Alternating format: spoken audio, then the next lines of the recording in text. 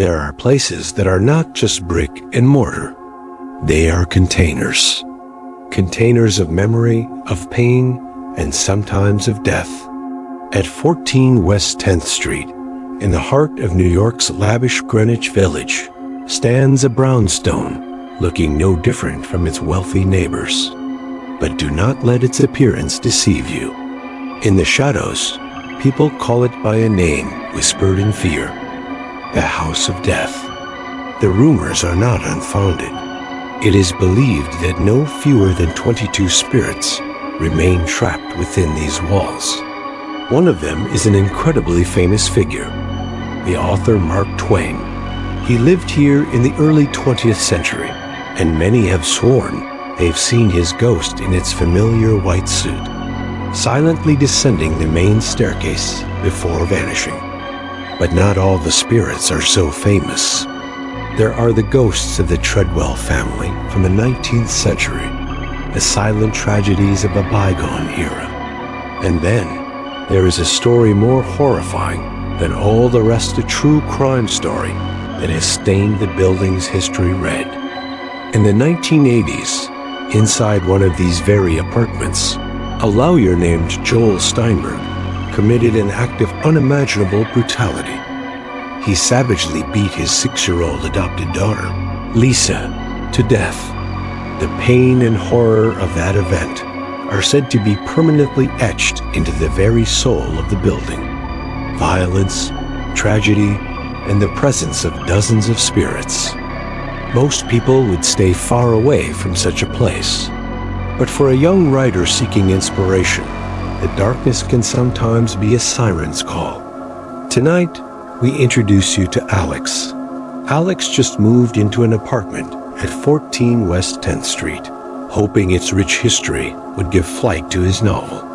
He found his story, but not in the way he ever wanted. We will no longer tell you the story about the house. We will let Alex tell you the story from the inside. No, don't move. Just stay still. Just hold your breath. They won't find me if I don't make a sound. The particle board of this closet. I can smell the dust and old glue. It's suffocating me, but I'd rather suffocate than let them see me out there. That's not my apartment anymore. The space has been twisted. I can hear them, all of them, at once. Do you hear that? The little girl. She's right outside the closet door. She's always crying. She wants her mother, but her mother never comes. And the man. I can smell his faint cigar smoke. He's always writing, endlessly writing, as if trying to rewrite a different ending for everyone here. The scratching of his pen. It scratches at my mind. They don't know I'm in here. At least, I hope not. But sometimes, I feel like they're putting on a performance for me. A horrific play that repeats every single night. A play about violence, about loss. This isn't a haunted house. It's a theater of tortured souls. Damn it, he's there, on the stairs. I don't dare look through the crack in the door, but I know it's him. The man in the white suit. Mark Twain. They said he was a gentle ghost. They lied. Nothing is gentle in this place. There is only pain, searching for a living body to inhabit. I came here to write a story. I thought the history of this building would be an inspiration, but I was wrong. I'm not writing the story. It is rewriting me, making me a part of it. Another chapter in the chronicle of the House of Death. How did a dream apartment in Greenwich Village become my tomb? It wasn't always like this. Before I became a fugitive in my own home, I used to call this place paradise. It sounds ridiculous, doesn't it? But you have to understand, for a 28-year-old writer living on instant noodles and meager freelance checks in a shoebox apartment in Brooklyn, 14 West 10th Street wasn't just an address, it was a dream. I had spent my whole life dreaming of New York, but not the New York of glass and steel skyscrapers. I dreamt of the New York of great authors, of the cobblestone streets of Greenwich Village, where it seemed every corner harbored a story. I wrote my first novel in a room whose only window faced a brick wall.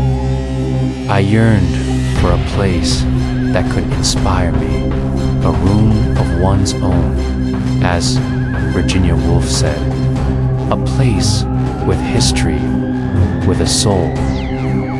Looking back now, I got what I wished for, just in the most cruelly ironic way imaginable. Every place I saw was either outrageously expensive, completely dilapidated, or both. I had almost given up. Then, one night, while hopelessly scrolling through listings, I saw it. A rental listing for a historic brownstone in Greenwich Village. The photo showed a living room with high ceilings, a marble fireplace, and large windows looking out onto the lush, tree-lined street. The rent was astonishingly, just barely, within my reach. It felt like I'd won the lottery. I called immediately. The realtor, a woman named Carol, seemed a little too enthusiastic. She scheduled a viewing for the very next morning. When I stood before the building for the first time, I was completely captivated. It exuded a solemn, ancient dignity. Every brown brick seemed to whisper stories from a century past. The inside was even better. The hardwood floors creaked charmingly under my feet, not at all frightening. The morning sunlight poured through the large windows, casting a golden haze on the dust motes in the air. I walked from room to room, my imagination soaring. This is where I would put my desk. That's where the bookshelf would go. I could already picture myself sitting by the fireplace on a winter's night, a glass of whiskey in hand, finishing my masterpiece. It has quite an interesting history, Carol said, her voice a bit rushed. The author, Mark Twain, lived here for a while. It was a sign. I would be living and writing in the same building as one of my idols. I felt like the universe was smiling down on me. Has anyone lived here long? I asked, still floating on a cloud. Carol hesitated for a second. Just a second, but looking back now, it feels like an eternity. You know how it is in New York. People are always on the move. At the time, I was too excited to notice the oddness of it all. I just wanted to sign the papers. I didn't ask why the rent was so reasonable. I didn't question the realtor's haste. I didn't pay attention to the unusual cold spot near the main staircase. even though it was a warm summer day outside. I had blinded myself to all the warning signs. The day I moved in was the happiest day of my life. I spent a week unpacking, turning the apartment into my sanctuary. I bought a worn Persian rug, a scuffed leather armchair, and dozens of candles. I wanted to make this place a shrine to creativity. And at first, it was. The words flowed out of me with an ease I'd never known. The apartment's atmosphere seemed to nurture my soul. I would sit by the window for hours, the keys of my laptop clicking away, occasionally looking up to watch the people on the street below. I felt like I was a part of Greenwich Village's literary history. I proudly told my friends and family about my Mark Twain apartment. I even did a little research online about the building.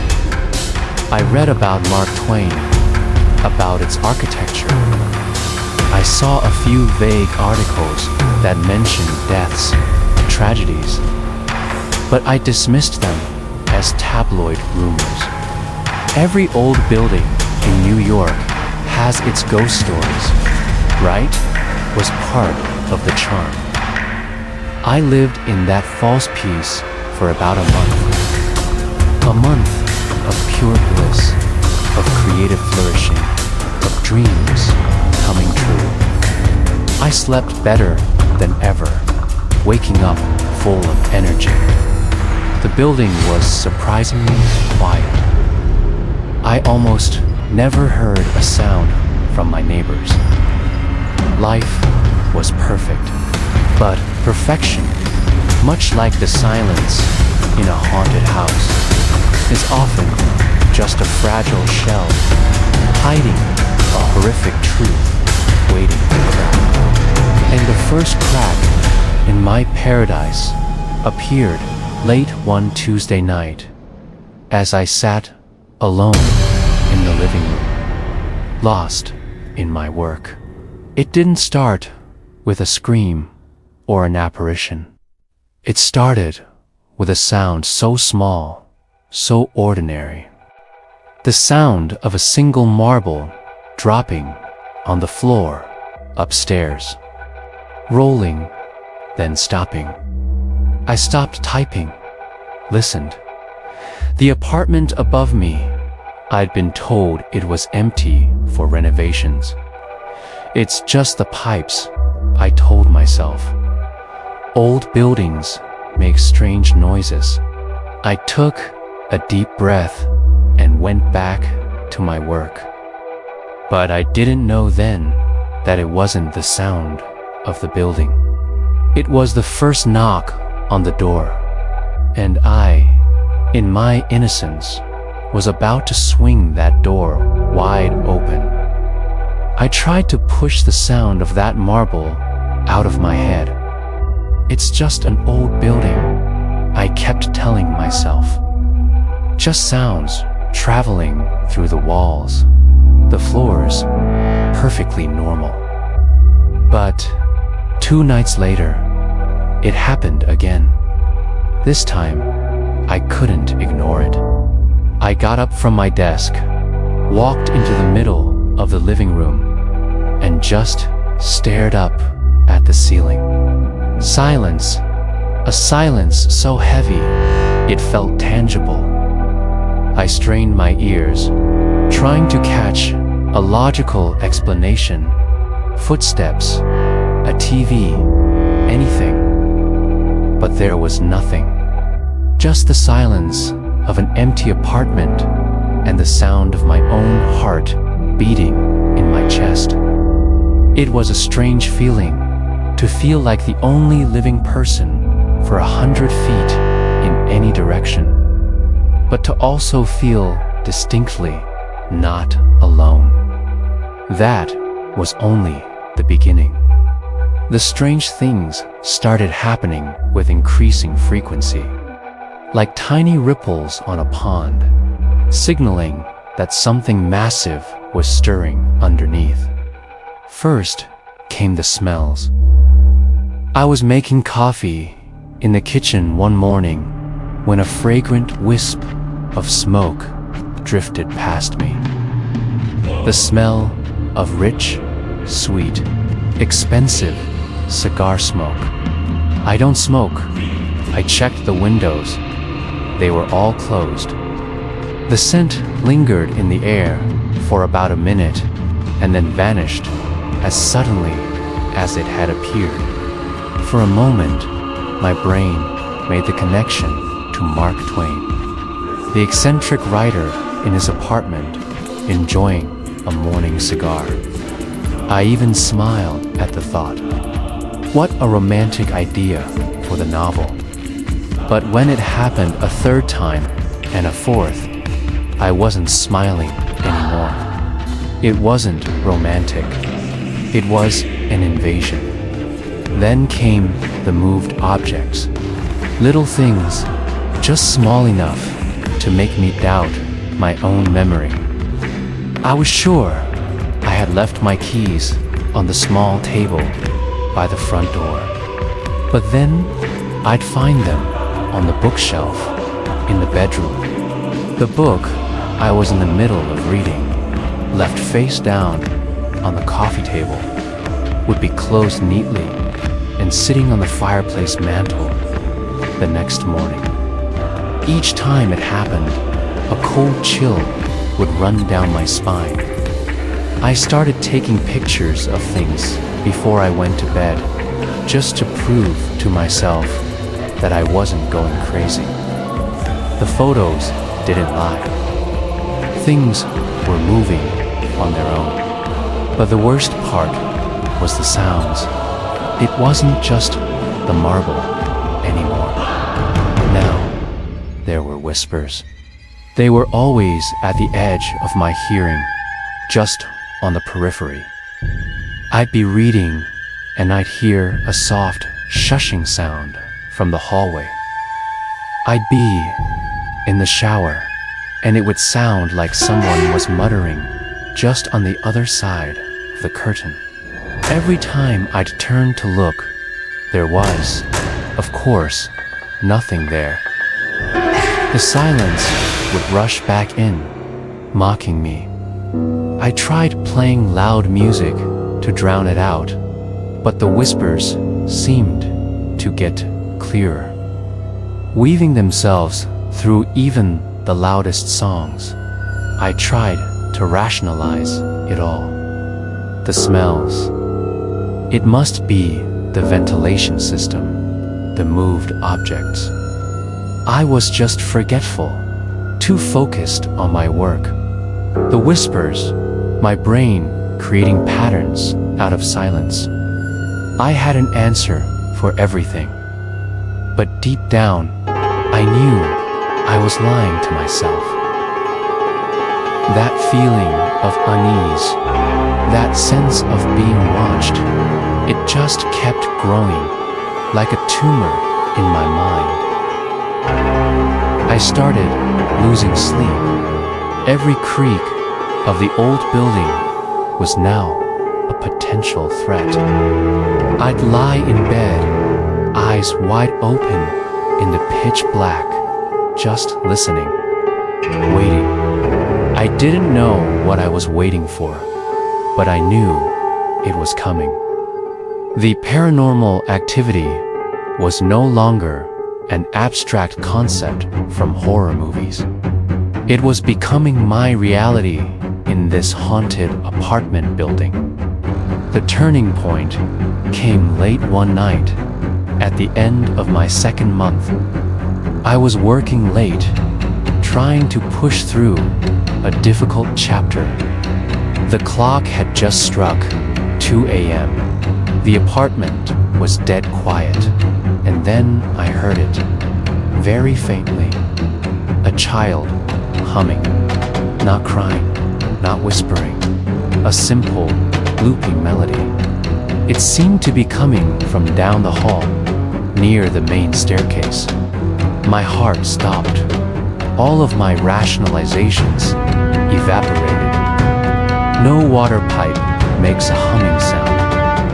No absent-mindedness can explain a child's tune in the middle of the night. For the first time, I felt a true, genuine fear, as cold and sharp as a knife. I slowly pushed my chair back, trying not to make a sound. I crept out of the living room and toward the hallway. The humming continued, no louder, but it felt closer. "Hello?" I called out, my voice trembling. "Is anyone there?" The second the words left my mouth, the humming stopped. The sudden silence was even more terrifying than the sound had been. I stood frozen in the dark hallway, and then I felt it. The air around me dropped in temperature, a bone-deep cold that had nothing to do with the room's climate. The hairs on my arms stood on end. I could feel the static in the air, and that feeling of being watched. It had never been so intense. I couldn't see anything in the darkness, but I knew with some primal instinct that I was not alone in that hallway. Something was there with me, in the dark, watching. I stood rooted to the spot for I don't know how long, my heart hammering against my ribs. Then, with every ounce of strength I had, I turned, ran into my bedroom, and locked the door. I didn't sleep for the rest of the night. I just sat with my back against the door, shaking and listening. The peace was gone. The crack had shattered.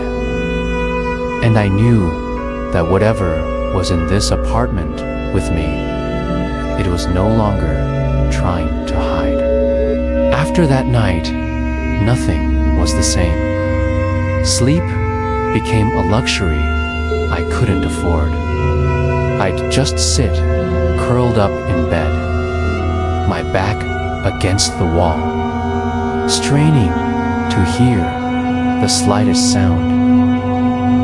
The apartment wasn't my home anymore. It had become something else's territory, and I was just a trespasser. The daylight brought no comfort. When the sun rose, the fear didn't disappear. The terrifying darkness of night was replaced by a skin-crawling sense of being watched during the day. I could feel unseen eyes following my every move as I walked from room to room. I started talking to myself, just quiet assurances, anything to break the heavy, judgmental silence. I couldn't write. I couldn't think. All my energy was focused on just surviving until night fell again. The real escalation began on a Thursday afternoon. I had forced myself to sit at my desk, telling myself that if I just ignored it, maybe it would go away. Such a stupid thought. I was staring at the blank screen when I heard a small crack from the direction of the bookshelf. I glanced over. Everything was in its place. I sighed, assuming I was imagining things again. And then, with a groan of tortured wood, the entire bookshelf lunged forward. Books flew across the room like wounded birds. I screamed, falling backward in my chair. I lay on the floor, heart hammering, staring at the chaotic mess. That bookshelf was made of solid oak, weighed a few hundred pounds, and had been securely bolted to the wall. There was no way it could have fallen on its own. It was an act of violence, a clear warning. I didn't stick around to clean up. I scrambled out of the room, grabbed my wallet and keys, and bolted from the apartment. I ran, and I didn't look back. I spent the rest of the day in Washington Square Park, sitting on a bench, trembling among strangers. I must have looked like a madman, muttering to myself. For the first time, I realized I was in real, physical danger. I needed help. I couldn't face this alone.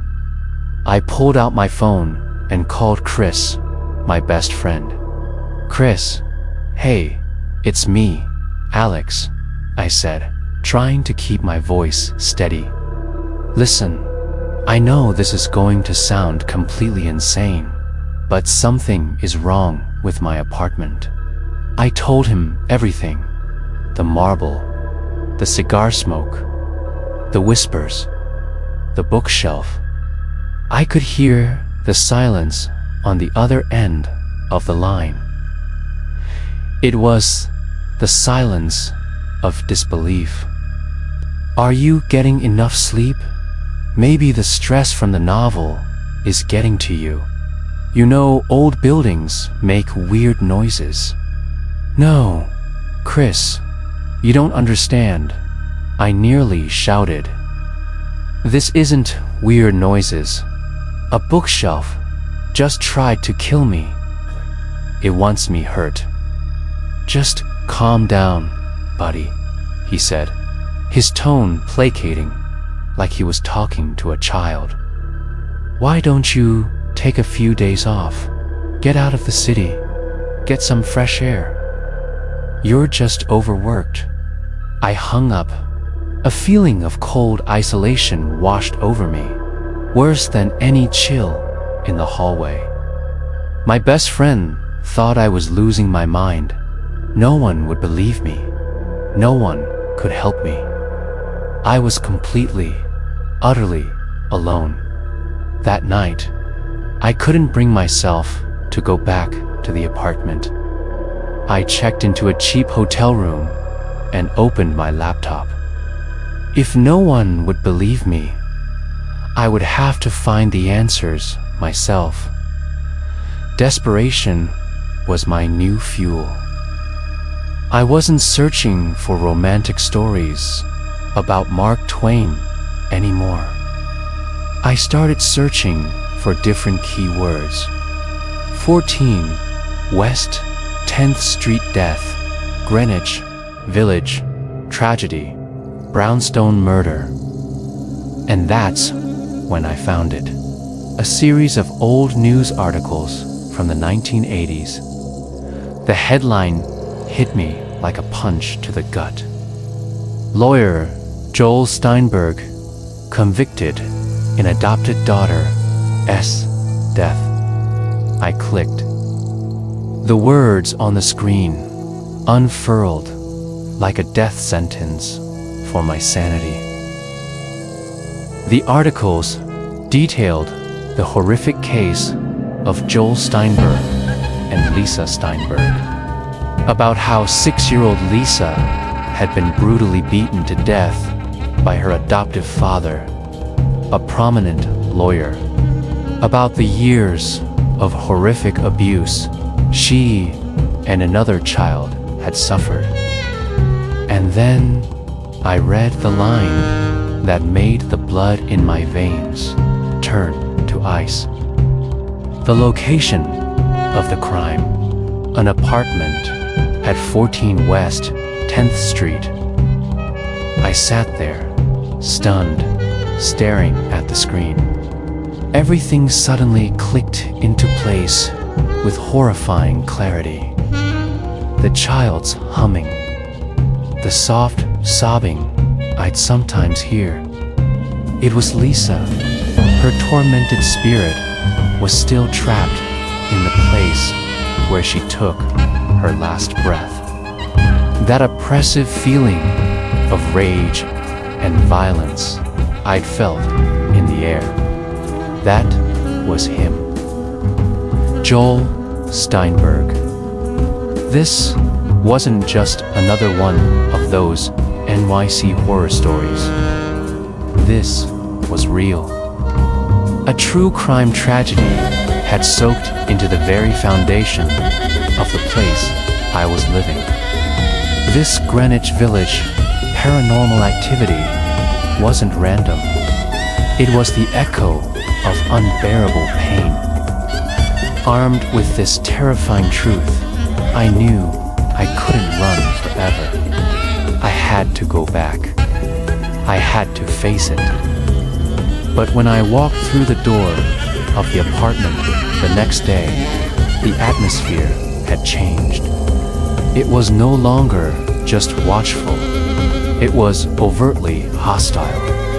That evening, I was sitting on my bed, trying to read a book to calm my nerves when it happened.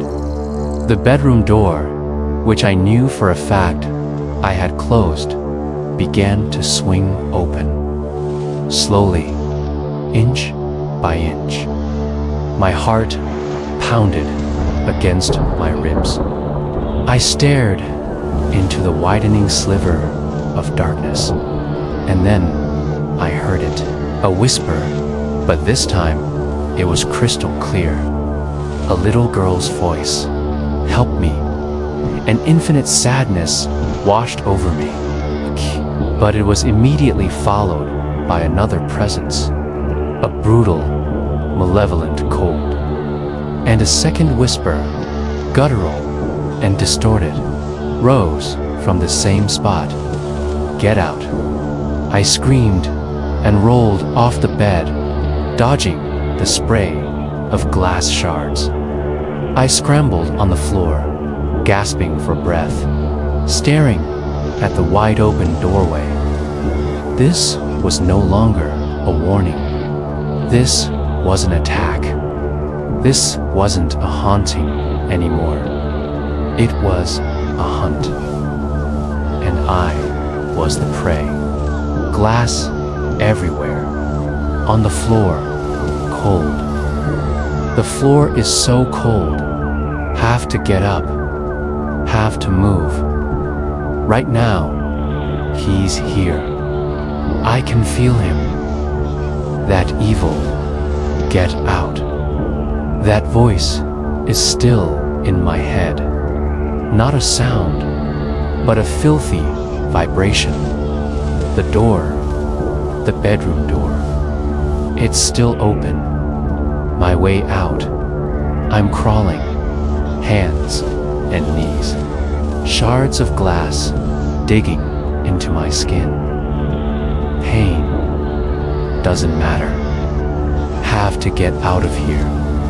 No, no, no, no. I lunge for it, for the doorknob. Turn. It's locked.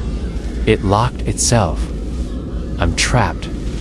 Trapped in here with it. Open up, Kay screamed. My voice cracking with terror. Please, open up. The only answer is a roar. An inhuman, guttural sound that echoes through the room, seeming to come from the walls themselves.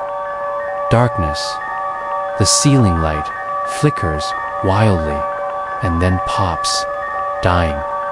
The room is plunged into near total blackness, save for the faint, sickly light from the street lamps filtering through the window. Dark. So dark. Can't see anything. Crying. I can hear the little girls crying. Lisa. She's in the room. Right here. Scared. She's just as scared as I am. Help me. Eyes cold. Something brushes against my leg in the dark, soft like fabric. I recoil, my back hitting the wall. My heart, oh God, my heart is going to explode. He's playing with me, hunting me in the dark. I can't stay here. I have to get out. The window. No, third floor. It's a death sentence. It has to be the door. I feel my way along the wall, my hands trembling. My breath comes out in white clouds in the freezing air. Cold, it's getting colder. Scratching, it's at the door. Scratching like an animal that wants in, but it's already in the room with me. What the hell is going on? The sounds are everywhere. The roars, the crying, the scratching. My head is going to split open. I have to do something. Fight back. I grab something from the floor, a large, heavy piece from the broken lamp base. It could be a weapon. It's ridiculous. A weapon against a ghost. But I have to do something. Leave me alone. I scream into the darkness. The room falls silent. Every sound cuts out at once. The silence is worse. And then the lock on the door makes a single loud click. It's unlocked. Is it letting me out? A trap. It has to be a trap. But staying here is worse. I take a breath, surge toward the door, twist the knob, and yank. It flies open. I spill out into the hallway. The hallway isn't a refuge. It's another nightmare. It's longer than it should be. Distorted. The walls seem to bend. The only light comes from the living room at the far end, and it's flickering erratically. And there, standing in the middle of the hall, blocking my path to the living room, is a figure, tall, thin, dressed in a white suit. Mark Twain. He just stands there, motionless, a shimmering, indistinct silhouette, but unmistakable. No eyes, no face. Just a shape in a white suit, a silent obstacle. He doesn't seem aggressive, but his presence carries the weight of judgment, like he's the gatekeeper to this hell. The whispers, they're back. Not just one or two voices, dozens, a mad chorus of spirits. They swirl around me, indistinct words of pain and rage. Guilty, liar, no escape, die. My head is spinning. I have to get past him. I have to get to the front door. Please, I whisper, to nothing and everything. Please, just let me go. The white figure doesn't move. I shut my eyes, take a breath, and run. I run straight at him. I brace for an impact, for an icy cold. But as I reach the spot where he stands, I just pass through a cold mist. The smell of old cigar smoke and decaying paper fills my nostrils. When I open my eyes, I'm on the other side. He's still standing there, his back to me. I've made it to the living room. But this is the center of the storm. The room is in chaos. Furniture is overturned. Chairs are thrown about. An invisible tornado has ripped through this place. The light from the single working lamp flashes on and off, creating strobe-like, monstrous images. And I see them. In the corner of the room, by the window, is a small, shimmering, huddled shape. A little girl. I can't make out her face, but I know it's Lisa. Her soft sobbing is now horribly clear. A heartbreaking sound that cuts through the chaos. On the opposite side, near the front door, is something else. It isn't a person. It's a shadow. A blot of pure darkness, tall and imposing, that seems to swallow the light around it. It has no discernible shape, but it radiates a palpable cold and a pure, undiluted rage. Joel Steinberg. I'm caught between them, between the pain and the brutality. It feels like 1,000 miles. That black shadow is right next to it. I have to risk it. I start to move, step by step, hugging the wall, trying to circle around the shadow. With every step, the shadow seems to grow. The rage in the air becomes thick, hard to breathe. What do you think you're doing? A voice screams in my head, not through my ears, directly into my skull. This, my house, my rules. The heavy coffee table slides across the floor on its own, slamming into my legs and blocking my path. I fall hard. I look up, the front door, the locks, the chain. They're moving. The chain is winding itself around the handles. The deadbolt is sliding in and out, loud. Dry clicks echoing in the room. Click, clack, click. The house is locking itself down. It isn't going to let me leave. I'm desperate. Trapped on the floor, Lisa's crying gets louder. The shadow's rage intensifies. I look toward the cowering little girl. For 1 second, in all the chaos, all I feel is an infinite sadness for that little soul. She didn't deserve this. Lisa, I managed to choke out, my voice raw. I'm so sorry. And then I turn my gaze to the black shadow, my fear replaced by a sudden surge of anger.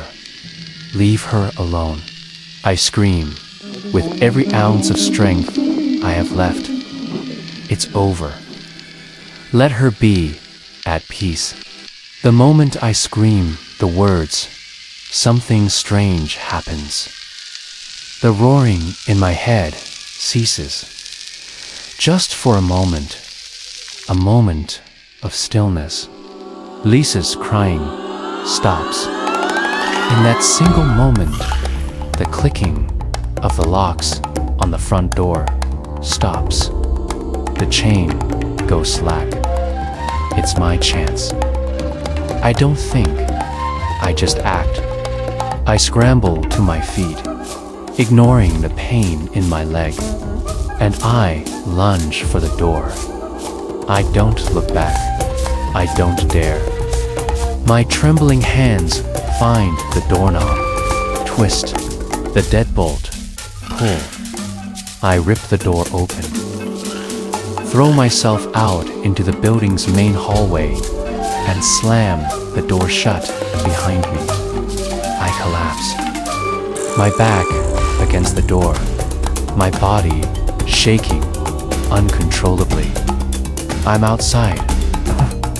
I just sit there on the cold hallway floor, gasping for air, trying to comprehend what just happened. The nightmare is over. At least, the nightmare inside that apartment. I don't know how long I sat there with my back against the door. Minutes, hours, time had lost all meaning. All I knew was the silence. A heavy, absolute silence after the insane storm of sound. The wooden door behind me was still. Not a single sound. As if everything that had just happened was only a nightmare. But the shards of glass embedded in my knees, the throbbing pain in my leg, and the heart that was still trying to slow its frantic beat in my chest. They told me it was real. Eventually, a door down the hall opened. An elderly woman looked out at me, her eyes wide with alarm. I must have looked like a wreck, disheveled, pale, still shaking. I didn't say anything. I couldn't. She just quietly went back inside, and a few minutes later, I heard that distant siren. The police arrived. They looked tired and skeptical. I tried to explain. I started by saying someone had broken in, but then the words just tumbled out in a nonsensical stream. About the voices, about the ghosts, about a black shadow and a crying little girl. I saw the look they gave each other. It was the kind of look you give a crazy person, a junkie, or both. They went into the apartment. I stayed in the hall, unable to bear the thought of crossing that threshold again. I heard them walking around, the crackle of their radios. After a while, an older officer came out, his face unreadable. "Sir," he said, his voice flat, "your apartment's been tossed. Looks like vandalism. No signs of forced entry. Do you have any enemies? Anyone who might want to hurt you?" I just shook my head. My enemy wasn't something they could put in handcuffs and take away. "We think you should get checked out at a hospital," he added, his eyes scanning me. "And maybe talk to someone. You've been through a major shock." I understood then. No one was ever going to believe me. In their world, the world of logic and physical evidence, my story was just the product of a traumatized mind. They saw a trashed room and a victim in shock. They didn't see the presence of 22 spirits and a century's worth of accumulated pain. I didn't go back into that apartment, not ever. I left everything behind. My laptop, the manuscript for my novel, my clothes, my books, all the pieces of the life and the dream I had carried with me to New York. I just walked away with the clothes on my back and a fear that I knew would never let me go. I called Chris, told him I needed to get out of the city for a while. He didn't ask many questions. I think he felt guilty, but neither of us knew what to say. 6 months have passed since that night. I live in a small town in Oregon now. It's quiet. It rains a lot. One rent, a small room above an old bookstore. There are no historic brownstones, no stories of famous authors. It's anonymous, safe, but I'm not safe. I got out of that house, but it has never gotten out of me. I don't sleep in total darkness anymore. There's always a nightlight on. Any unusual sound in the night, a floorboard creaking, the wind howling, and I jolt awake, heart pounding, covered in a cold sweat. The nightmares are always the same. I'm back in that hallway, facing the white silhouette of Mark Twain. Or worse, I'm locked in that bedroom again, listening to the roar of the black shadow and the mournful cries of Lisa. I don't write anymore. The dream of becoming a great novelist died in that apartment.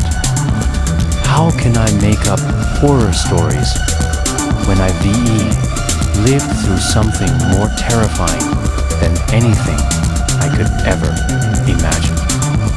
Every time I try to write, the images come flooding back. The only story I can tell is my own, but it's a story no one believes. I'm a changed man. The optimism, the passion I once had has been replaced by a permanent, weary cynicism. I see the world through a different lens now. I know that there are things that exist alongside us in the dark, in the quiet corners of old houses. I know that pain and violence can leave an imprint, a psychic scar so powerful it can outlast generations. Sometimes I still think about them, about the spirits trapped at 14 West 10th Street. I wonder about Mark Twain's role. Was he a warden or a reluctant protector trying to keep the living from disturbing the pain of the dead? And I think about Lisa. The sorrow I feel for her is still raw. Her plea for help me, ... double quotes, haunts me every single day. I yelled to protect her, and it gave me my escape. I hope, in some small way, that act brought her spirit some measure of peace, but I'll never know. I don't know anything for sure. I survived, but I don't feel like a victor. A part of me died that night. A piece of my soul was left behind, trapped with the 22 other spirits in the house of death. I went there to find a story, and in the end, I became part of it. Another ghost wandering the landscape of my own memory, forever haunted by what I saw.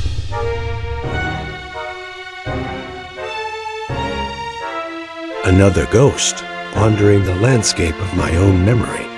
Alex's story ends there, but the haunting does not. He escaped the building at 14 West 10th Street, but as he said, it will never truly leave him. His story is a chilling reminder that some places are haunted, not just by spirits, but by their own history. Pain has weight. Violence leaves a scar. And sometimes those scars never heal. The House of Death isn't just one of New York's famous horror stories. It is a true tragedy where the cries of a murdered child, Lisa Steinberg, still echo mixed with the rage of her killer, Joel Steinberg. It is a place where the spirits of giants like Mark Twain perhaps still bear witness to the tragedies that unfold across generations. Alex went there seeking inspiration from history, but instead, he was swallowed by it. He opened a door that was meant to stay closed forever. It makes you wonder, how many such places exist all around us, hiding behind elegant facades or ordinary walls? How many true, terrifying stories are waiting to be told, not in books, but in the whispers in the night and the shadows that flicker in the corner of your eye? Thank you for venturing into the darkness of Greenwich Village with Horror Stories Hub today. Alex's experience is a sobering warning to us, all about the unseen forces that exist just alongside the world we think we know. If this story sent a chill down your spine and made you look over your shoulder, let us know by hitting the like button.